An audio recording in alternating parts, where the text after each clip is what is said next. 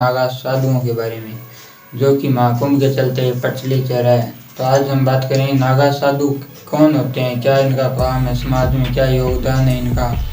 तो आज हम भाई इसी सभी विषयों पर बात करेंगे, तो वीडियो में बने रहें।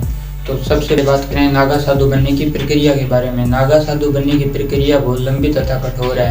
नागा साधु बनने के लिए कम से कम एक व्यक्ति को 6 से 12 वर्ष का समय लग जाता है, जिसके अंदर सबसे पहले उस व्यक्ति को एक अखाड़े में शामिल होना पड़ता है। वहाँ गुरु उसकी पूरी जांच पड़ताल करते हैं, अगर वह योग्य है तो भी उसे शामिल करते हैं। उसके बाद में उसे लंगोट पहनाया जाता है, वह और वस्त्र नहीं पहनता, लंगोट ही पहनता है। उसके बाद में बहुत लंबे समय तक ब्रह्मचारी के रूप में रहता है। उसके बाद में उसे महापुरुष तथा अवधूत भी बनाया जाता है। इस सभी कार्य के बाद में उसकी एक लास्ट प्रक्रिया होती है, जो होती है महाकुंभ के समय। उसके समय उसे सभी परिवार वालों और अपने रिश्तेदारों और अपना सभी का पिंडदान करना पड़ता है और अपने संस्कारों को त्यागना पड़ता है। और उसके बाद में उसको एक अलग नाम दिया जाता है और अपने अखाड़े में शामिल कर दिया जाता है। यह सब तो है नागा साधु बनने की प्रक्रिया। तो हम बात करेंगे नागा साधुओं का काम क्या है। नागा साधु 4 अलग अलग कुंभों में बनते हैं, जिनमें अलग अलग है प्रयागराज, उज्जैन, नासिक, हरिद्वार। इनमें अलग अलग नागा साधु बनते हैं, इनका अलग अलग नाम दिया जाता है। इससे ये पता चलता है कि कौन से कुंभ में ये नागा साधु की उपाधि प्राप्त की है। तो सबसे पहले होता है प्रयागराज। प्रयागराज के अंदर जो उपाधि मिलती है वो सीधी मिलती है नागा साधु। उसके बाद में उज्जैन के अंदर उपाधि मिलती है खूनी नागा साधु। और उसके बाद में होती है हरिद्वार, जिसमें होती है बर्फानी नागा साधु।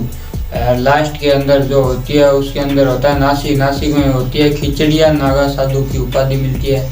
ये 4 अलग अलग कुंभ होते हैं, जिनके 4 अलग अलग नाम दिए जाते हैं। इससे ये पता चलता है कि कौन से कुंभ में इसको। अब हम बात करें नागा साधुओं के 16 श्रृंगारों के बारे में।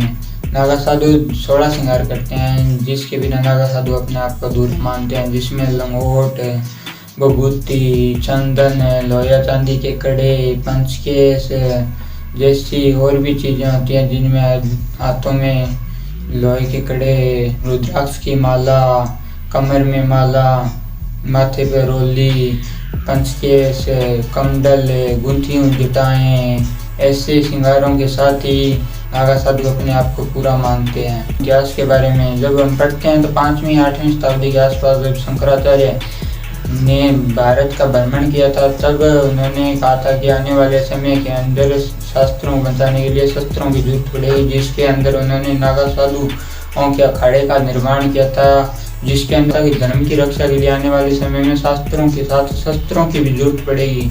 जिसका एक एग्जाम्पल है 1857 के अंदर अहमद शाह अब्दुल्ला ने अफगानिस्तान से गोकुल पर कब्जा किया था। उस समय नागा साधुओं ने डटकर उनका मुकाबला किया और उन्हें गोकुल से भगा दिया था।